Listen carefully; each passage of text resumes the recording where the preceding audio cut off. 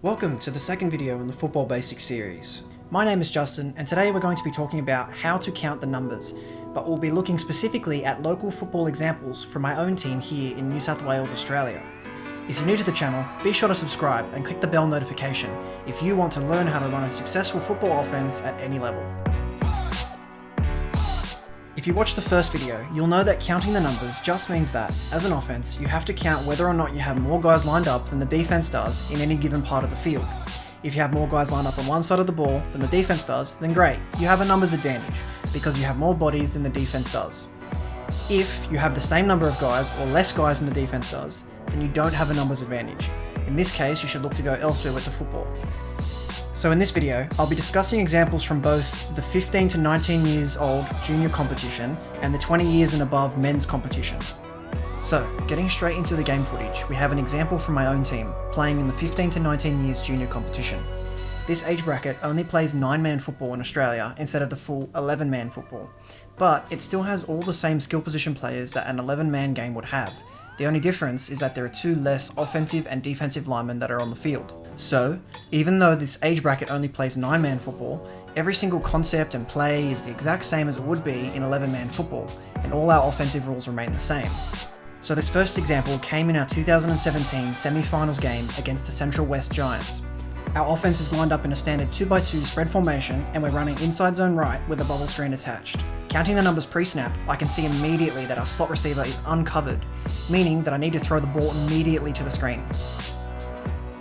The flanker wins outside leverage on his block, which allows the slot receiver to get to the edge and run in space. Interestingly, the Giants did the exact same thing a week earlier in our regular season game. Counting the numbers, we can see that the defense has left our slot receiver uncovered once again, meaning that our offense has 2 receivers versus only 1 defender, and that we should throw the screen. And I mean, again, it's an easy first down before the receiver even gets touched. Plays like this make life easier for your quarterback and for your offense in terms of moving the ball down the field. The next example came in 2016 when we played against the West Sydney Pirates. Our offense is once again lined up in a 2x2 spread formation. Now, I can't remember exactly what play we were running, but I do remember checking immediately to a bubble screen when I saw that our slot receiver was left uncovered. Again, this meant that we had a 2-on-1 numbers advantage over the defense, and the ball needed to go to our uncovered receiver. Now, this ended up being basically a free 9 or 10 yards, but I feel like it should have been a touchdown.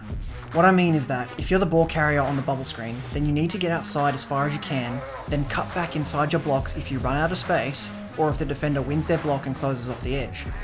If you win the edge, then great, keep running that way. But in this situation, we didn't win the edge, and our receiver didn't read his block correctly, and ended up just running into the defender, instead of cutting upfield and running behind his blocker. The next example is against the Pirates once again, but it came a year earlier in the 2015 season. This time, I'm playing the slot receiver position instead of playing quarterback, and once again, the Pirates have left the slot receiver uncovered pre-snap. So, our quarterback sees this and throws the ball immediately to the bubble screen. After catching the ball, I turn upfield and try to get outside to the edge, but as we can see, the defender has outside leverage and I run out of space. So, I have to cut it back inside my receiver's block and turn upfield. The rest is just effort, being aggressive and fighting through contact to go and score. Now, the camera angle makes it hard to see the space, but this is my defender who's supposed to be covering me. As we can see, he's all the way over in the box and he's got no chance of getting out to make a play on the ball.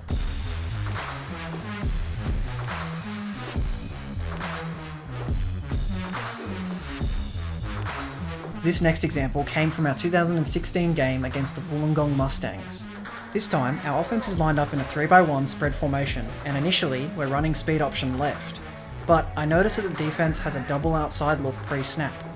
You can check out my video on first level reads to learn more about double outside looks. But basically, double outside means that there's 2 unblocked defenders instead of 1 to the side that we're attacking. This means that the read man can tackle the quarterback, and the extra unblocked defender can tackle the running back. So, this means that we can't run the speed options to the left as we don't have the numbers, and that tells me as the quarterback to go elsewhere with the football. Looking around, I can see that we have a 3 versus 2 numbers advantage to the trip side of the formation. So, I check the play to a standard bubble screen and get the O-line and running back to run pass protection. The reason I didn't want to move the running back from the side he was on was so that the defense would stay where they were and not change their formation to adjust to the running back moving. Counting the numbers pre-snap, I saw that we had 3 receivers versus only 2 defenders, which means that I need to throw the screen immediately. Now we score a touchdown here, but not because of our amazing blocking. As we can see, neither receiver blocks their guy, so the ball carrier has to do all the work here. So we make the right decision with the football, but we shoot ourselves in the foot with our poor execution. If the defenders were any better, this play would be shut down as a result of our poor blocking by our receivers. Now I did stress this in the previous video. If you're playing receiver and you're blocking on a screen pass, or just blocking in general, you have to be aggressive and initiate contact with your defender. Otherwise the defender is just going to run right past you and tackle the ball carrier. So, good blocking should look something like this. Getting aggressive, getting on the toes of the defender, getting hands on him and driving him away from the ball carrier to create space. That's what we need to do when we block. Now granted, you don't have to bury your defender into the ground every single play, but at the very least, you have to win leverage and get hands on them. Okay, so now we're going to have a look at some motions. This first example came in the 2016 game against the NSW Raiders. Our offense is lined up in a 2x2 spread formation and we're running inside zone right with a swing screen attached from our slot receiver motioning across the formation. So, going through my pre-snap reads, I saw that no one followed our slot receiver across the formation, which tells me that he's uncovered, and that means that I need to scrap the run and throw the ball to the swing screen. Now this is an example of pretty good blocking from the receivers. Our flanker makes sure that he gets outside leverage and then gets aggressive and gets hands on his defender, taking him completely out of the play. The slot receiver doesn't quite win outside leverage, but at the very least he gets his hands on his defender and doesn't just let him run past unblocked.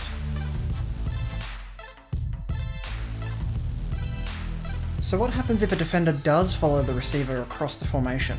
Well, in this example from the same season, we're lined up in the exact same formation and run the exact same motion with the slot receiver. But this time, I see that a defender follows him across, meaning that we don't have a numbers advantage and I can't throw the screen because that defender will just come unblocked to tackle the ball carrier. So, I have 2 options left. I can either throw the ball to our now single side receiver, or we run the football with the run play we've already called. In this situation, we had called a speed option to the same side the motion came from, and we had plenty of space to run. So, I went with the run. Now, looking at the read man, you can see that he crashes down to tackle me, so I pitch the ball to the running back, who has now plenty of space to run thanks to the motion clearing out the slot defender. This next example came during our 2016 game against the Wollongong Mustangs. Our offense is lined up in a 2x2 spread formation once again. This time, we motion the running back out on a swing screen pre-snap. Going through my reads, I can see that no one follows the running back out from the box, which means he's uncovered, and I need to throw him the ball. The running back stretches out as far as he can, and he cuts upfield inside his blocks when he can't win the edge.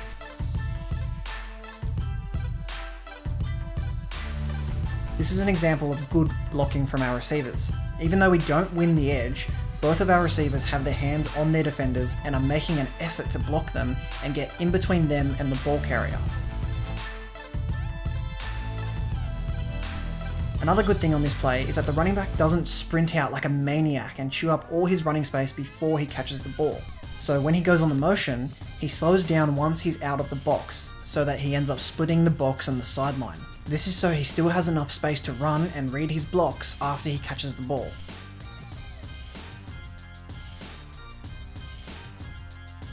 Now, I don't know why, but for some reason I hitch into this throw. This is dumb. If you're a quarterback in this situation, all you need to do is take one step backwards with your back foot and then get the ball out of your hands. This is because the ball has to be in and out of your hands on screen passes and hitching just takes too long. So, it's one step back and ball out. And what's worse is that in this situation, there's a rusher coming free off the edge. So by hitching, I'm just getting closer to the defender unnecessarily and doing his job for him. This defender should never even get hands on me. Instead, he's running right into me. This also made me rush the throw and the ball came out really ugly. So yeah, just keep that in mind. When you're throwing screens, it's just take one step back and get the ball out. The next example came on the same play against the same team the following year in 2017. Once again, our offense is lined up in a 2x2 spread formation and we motion the running back out on a swing screen pre-snap. As you can see, no one follows the running back on the motion, which means that he's uncovered, and our offense now has a 3-on-2 numbers advantage. This tells me to throw the football immediately to the screen. The receivers also do a pretty decent job of making their blocks. The flanker in particular drives his defender pretty much out of bounds, and by the time the defender can shed the block, it's already too late to stop the running back. Thankfully, in this example, I only take one step back and get the ball out immediately. The ball comes out nice and on time, and the free rusher doesn't even come close to getting hands on me.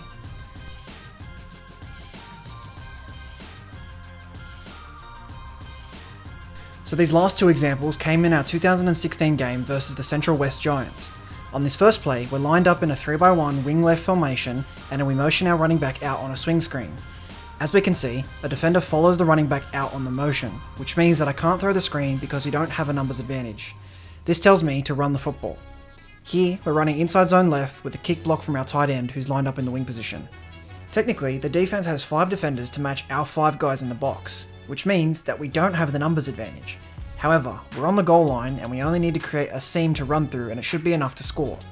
Also, we can leave a defender unblocked to gain an extra number back. In this case, we leave the backside end unblocked as the center and guard are double teaming to the Mike linebacker. The end isn't able to make a play on the ball and we get an easy walk-in touchdown. We ran this same play later in the game. Once again, we can see that a defender follows the running back out on the motion, which means that we can't throw the screen. We also can't throw a screen to any of the other receivers as the defense is in man coverage. This means that I have to run the football. Once again, counting the numbers in the box, we can see that we actually have a 5-on-5 numbers matchup, which means that we don't have the numbers advantage. But once again, like on the previous play, we can leave the backside end unblocked in order to get an extra number. So this is what our blocking should look like if we're running the ball here. However, this is not how we end up blocking it. The center doesn't work towards this linebacker, which means the linebacker gets left unblocked, and the defender that our tight end is supposed to kick out ends up running to cover the running back post-snap, which means that our tight end has no one to kick out. So he turns upfield and looks for work, and by doing so, he ends up being able to block the linebacker that our center left unblocked, which helps create a seam for me to run the football.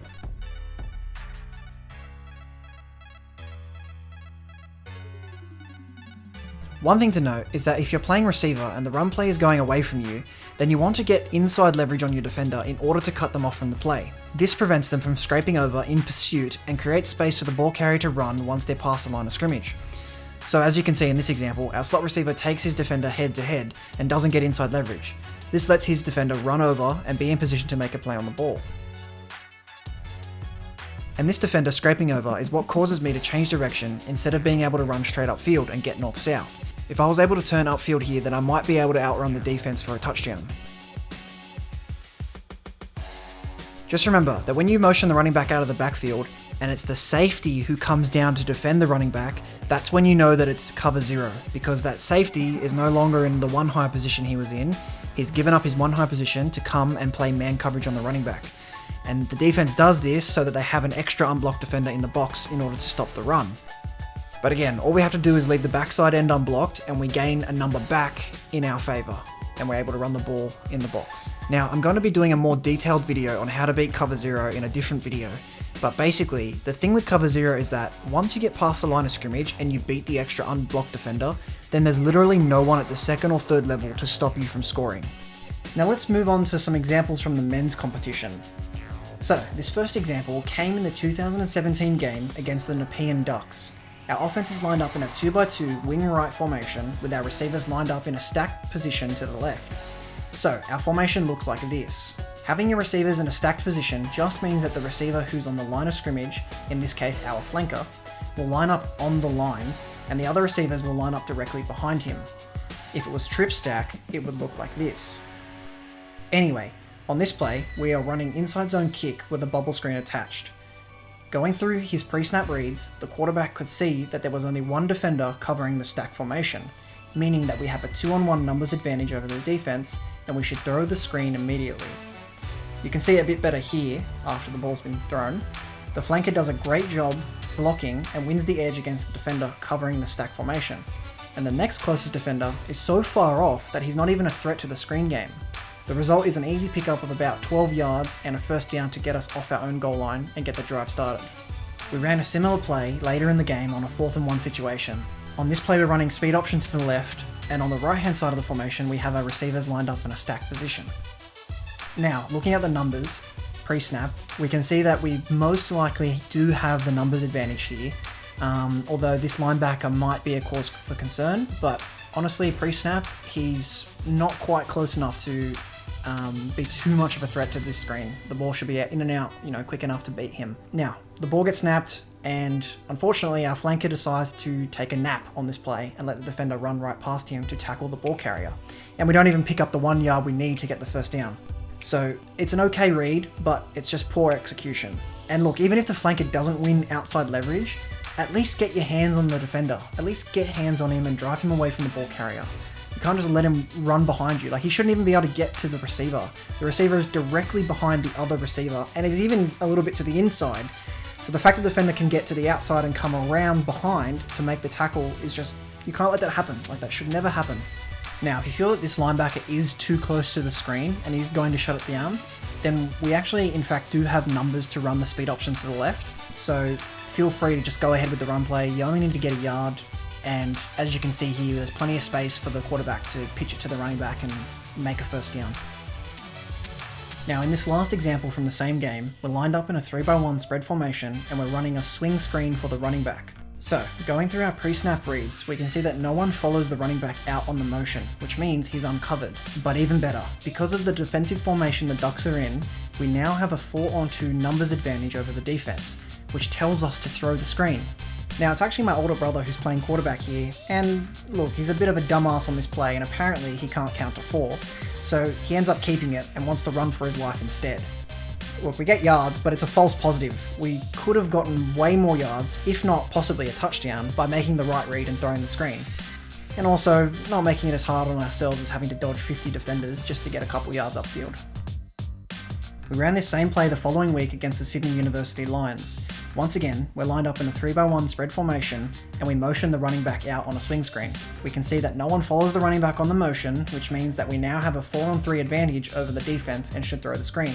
Now, the slot receiver wins outside leverage on his block, but his stance is terrible. His hips are pointing upfield when they should be pointed towards the defender, and he also needs to drop his hips and have a wider base with his feet, because right here he's standing way too tall and is going to get pushed over really easily. Lastly, he needs to get his hands on the defender, not his shoulder. So the defender ends up being in position to tackle the ball carrier. So once again, we make the correct read, but it's just poor execution and the play gets shut down because of it. If you look at the blocking from the flanker here, it's excellent. He gets his hands on the defender, he has a good stance, and then he drives the defender away from the ball carrier. The defender wants to jump outside, so the receiver takes the defender where he wants to go. If the slot receiver makes his block here, then this play is a touchdown because we had the numbers advantage. This next example came earlier in the same game. Our offense is lined up in a 3x1 spread formation. Going through our pre-snap reads, we can see that we have 3 receivers versus 2 defenders pre-snap. Now, this guy doesn't count because he's actually the defensive end, and we had several games worth of scout footage of this team, and not once did he ever drop into coverage, so we need to ignore him in the screen game. Additionally, the safety is backed up way more than 10 yards from the line of scrimmage, so he's in no position to defend a screen pass. With all that in mind, we know that we have a 3 versus 2 advantage and should throw the screen. The receivers do a really good job of blocking, but unfortunately we copped a holding penalty and the touchdown was called back. Moving on to some more unique examples, let's have a look at this drive from our 2017 game against the UTS Gators. UTS had been running a bare front all game, with one linebacker walking down to play the nose tackle and the other linebacker manned on the running back. They had a 1 high safety and ran man coverage the whole game. So the reason they ran the bare front was to defend against our zone run game, and they had 2 really athletic defensive ends which caused us a lot of problems throughout this game. So, on this drive, we decided to empty out the box and take advantage of a numbers mismatch. On this first play, we are lined up in a quads bunch spread formation, which means that we have 4 receivers in a bunch formation to the right hand side of the formation, and a single side receiver to the left. On this play, we're running inside zone with a bubble screen attached to the quads formation. Counting the numbers pre-snap, we can see that the defense has 4 defenders to cover the 4 receivers in the bunch formation, meaning that we can't throw the bubble screen to the running back. In this case, we either go to our single side receiver, or the quarterback will run the football. Now, counting the numbers in the box, we can see that we have 5 O linemen to block 5 defensive linemen, and the safety is backed up more than 10 yards, so he doesn't count as being able to defend the run. Which means the offense has a 6-on-5 numbers advantage and the quarterback can run the football. The quarterback in this case giving us that 6th extra offensive player. So in this case, the O-line just take their individual defenders where they want to go, and the quarterback runs into the open lanes. The next play we ran the exact same thing, although we didn't get as many yards as we didn't win all of our blocks. The play after that, the quarterback was probably tired from running the ball 2 times in a row, so it made sense for him to go to the single side receiver, who had an easy catch and run for the first down as his defender was backed up 10 or more yards. The next play, we line up in the same formation again, but this time it looks like the defense might be in cover 2 man as the safety is cheating over to the single side receiver and the other linebacker who's supposed to be covering the running back has dropped further back into the other safety position. Now, I can't tell the depth that this defender is at, but if he's backed up more than 10 yards and is indeed in that safety position, then we can throw the bubble screen to the bunch formation. However, in saying that, we still have numbers in the box and it makes sense to run the ball. If the quarterback was still tired, then I'd be okay with him throwing the bubble screen in this situation. This is also why it's important to check the numbers, space and alignment of defenders pre-snap. Because even though we're lining up in the same formation over and over, the defense might be changing how they play it, and different options will come open or closed based on how the defense lines up. The next play we ran spacing from a trips bunch squeeze formation as the UTS defense had left one of our receivers uncovered on this play earlier in the game, and once again the defense did the same thing and it was an easy pitch and catch. And also switching to this formation helps mix it up and doesn't keep us in that same empty formation, so it helps mix it up for the defense so they're not kind of catching on to what we're doing. The next play we ran spacing again, but this time it was from a 2x2 squeeze formation and we had a motion from the slot receiver towards the play side. As you can see, a defender follows the receiver across the formation, indicating man coverage, but he is a little step behind, so the quarterback throws the ball to the flat. You might argue that the spacing route came open in behind, but because the defender was lagging a little bit behind, we can throw the ball to the flat. And also, spacing technically shouldn't work against man coverage, but using a motion can create enough space for the flat route to come open. Basically, I was trying to put the quarterback in a position where he could make quick, easy completions, getting the ball in and out of his hands and eliminating the defensive line from the play. The next play, we're lined up in a 2x2 wing right formation and we motion the running back out on a swing screen. Going through our pre-snap reads, we can see that a defender follows the running back out on the motion, which means that we can't throw the screen as we don't have a numbers advantage. This tells the quarterback to run the football. On this play, we ran inside zone with a man blocking call to the play side and an insert block from our tight end who was in the wing position.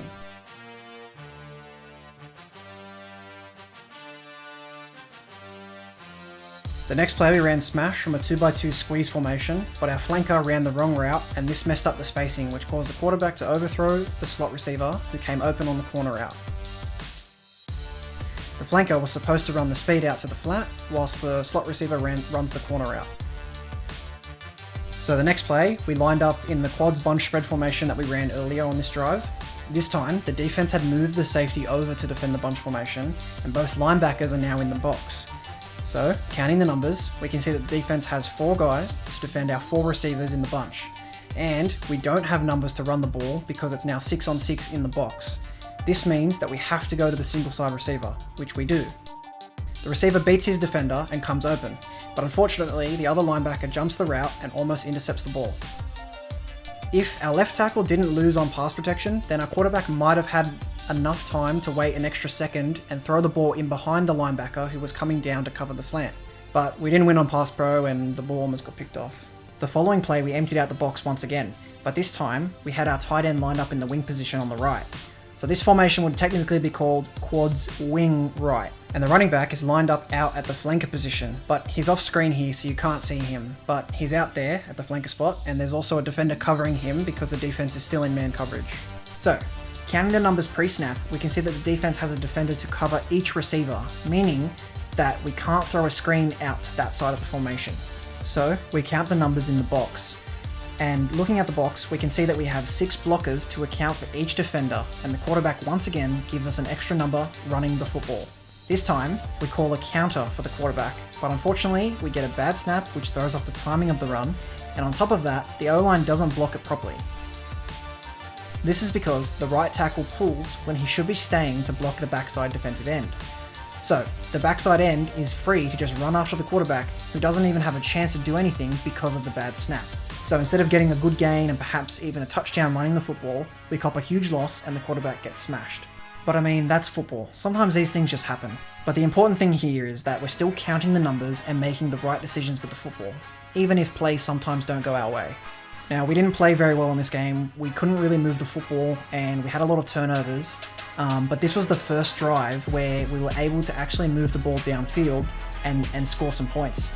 And it did help change the momentum a little bit to keep us in the game, even though we did end up losing. But basically all we did was keep it simple and count the numbers and take advantage of, a numbers mismatch in different areas of the field. So these last few examples came in that 2017 game against the Newcastle Kings. On this first play, our offense is lined up in a 3x1 spread formation, and we motion the running back out to the trip side of the formation to create a quads look pre-snap, similar to the quads bunch formation that we ran against UTS. However, this play is a little bit different to what we ran against UTS. Let's have a look at a diagram to see what I mean. So you can already see that our formation is a little wonky here, as we've got 4 receivers lined up in a T shape and 2 of them are on the line of scrimmage. Normally you only have 1 receiver on the line of scrimmage, but by having 2 of our receivers on the line here, the inside receiver becomes ineligible, which means that our right tackle is now an eligible receiver, and this frees up our tight end to be off the line of scrimmage and line up in the wing position. The reason we want our tight end lined up in the wing position is because this lets him run a shovel path like he normally would in any other standard wing formation. So, we've got a bubble screen to the quads formation, and we're running shovel left in the box. So even though our formation is a little unusual and is definitely unbalanced, the pre-snap reads still remain the same. Now, let's go back to the start of the play and go through our pre-snap reads. We can see that no one follows the running back on the motion, which means that he's uncovered, and it also means that we now have 4 receivers versus 2 defenders to the quads formation, which means that we should throw the screen.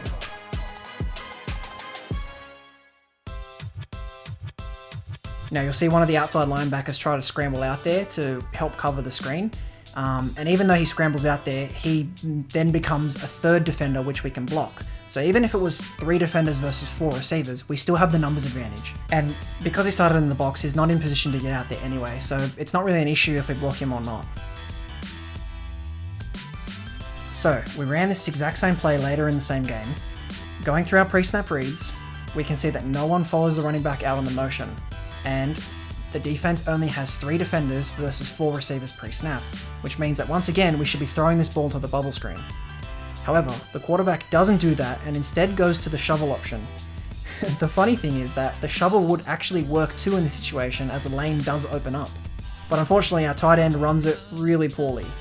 Instead of being tight to the line and following the pulling guard upfield once he gets the ball, the tight end decides to go on an epic journey into the backfield so far that he confuses the quarterback into handing off the football instead of pitching it to him. And by doing that, he takes himself out of position and doesn't score. As we can see here, the lane does open up, but the tight end needs to be tight to the line and catch the ball inside the pulling guard and then turn upfield right into that lane. So he would have been able to score, even though we didn't throw the screen, but because it was run poorly, that's the result we end up with. But again, if we're sticking to our rules and counting the numbers, we shouldn't even be attempting the shovel pass here. The ball needs to be in and out of the quarterback's hands and going to the screen. Because look, we've only got 3 defenders to block, which means that our running back is uncovered and should walk into the end zone untouched, like he did on the earlier example in the game. Now look, this could have been avoided if we had just counted the numbers and thrown the screen in the first place. But just remember, if you don't have the numbers advantage to the screen, that's when you go to the run play instead. But if you have the numbers advantage to the screen, just throw the football. So that's all for today's part 2 video on counting the numbers. I hope that the local football examples discussed in this video gave you some good insight into how these rules and concepts apply in settings outside of the NFL and college football. Hopefully, you now have a better understanding of numbers, space and alignment, and how you can use these rules to take advantage of what the defense is giving you. In the next video in this series, we'll be focusing on how to beat the blitz. I'll be highlighting some simple rules to follow, discussing what route combinations are effective, and finally, how you can improve your pass protection on a variety of different blitz packages. If you enjoyed the video or found it useful, be sure to leave a like. And if you have any questions or would like to add to the discussion, feel free to comment below. Thanks again for watching, and remember, always count the numbers.